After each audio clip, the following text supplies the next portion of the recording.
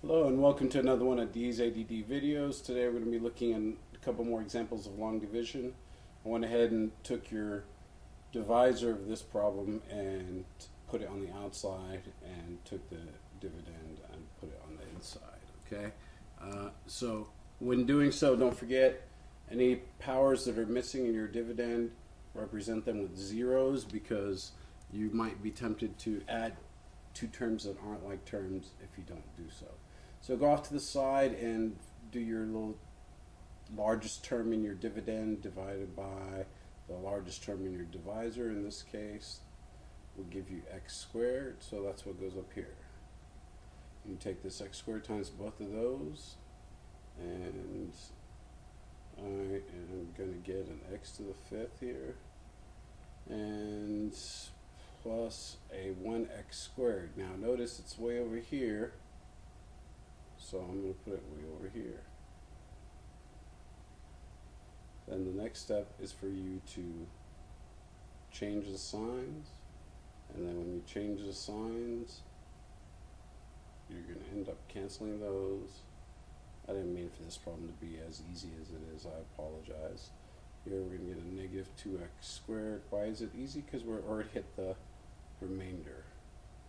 Alright, so how do I know it's the remainder? The degree of this dividend that's left over is smaller than the divisor. So we would then do a negative 2x squared plus 3x plus 2 over the divisor. You're actually done with this problem. Okay, not as bad as it looked at first. Please don't forget these zeros, they will help you quite a bit putting them in there. Double checking my work. Yeah, it looks right. Okay, so let's move on. Here we have another expression. In this case, I'm not sure why they're x's and y's. I think I'm getting tired of making videos all evening for the last 6 hours, it seems. So let's try making a little bit more sense out of this and making these into x's, not y's, because we have to have like bases. And if we do so, we end up with this problem here. We have an actual trinomial in the divisor, no biggie. Shouldn't make you panic. Just do business as usual. Put the divisor on the outside, and now I'm putting in the dividend on the inside. Now notice I'm putting my zeros.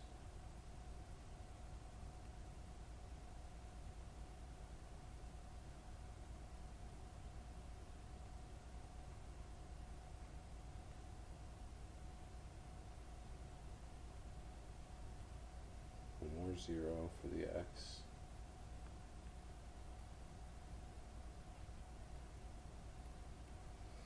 Alright, so if we were to do that divisor into the largest dividend thing, in this case it would be 2x to the 6 over x squared. Hopefully you can see by now that that's going to give you a 2x to the 4th. And when you multiply that, you're going to get a 2x to the 6th minus 2x to the 5th plus 2x to the 4th.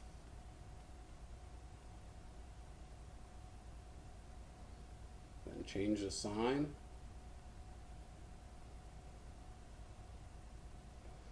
Combine your like terms.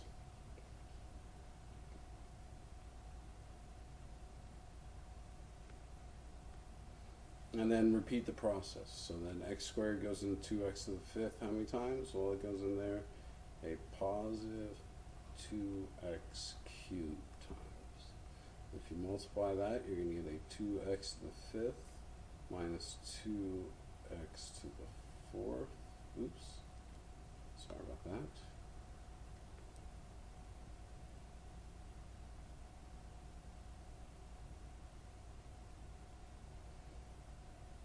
And then a plus 2x cubed. And if you remember, there was no x cubed on this term, so I'm just going to bring down that 0x cubed. for my own benefit, just that way I remember that I've taken care of it. minus, then plus. This is the change your sign step. Occurs after multiplication with your divisor. This should always cancel out the first term. By coincidence, these cancel out as well. And I'm left with a negative 2x cubed. I made these problems up, and I'm glad something like that happened, because often when you're doing these divisions, it will just randomly cancel out a couple terms, sometimes even 3 terms, if it's designed to do so. And some students will be like, oh, there's no way that many terms will cancel out, and they'll second guess themselves, which is the worst thing you can do. Alright, so then bring down that negative 4x squared from up here, and the 0x plus 2. And then we repeat the process. How many times does the x squared, which is the largest term over here somewhere, where's my cursor? X squared is go into here, 2x cubed. That would be a negative 2x times, and if you multiply, you get a negative 2x cubed plus 4x squared. Oop, again, and then plus, no, minus 2x. See what happens when you're tired? Silly mistakes. That's why good night's rest is very crucial. I know I sound like a parent. Change your signs. Combine your like terms.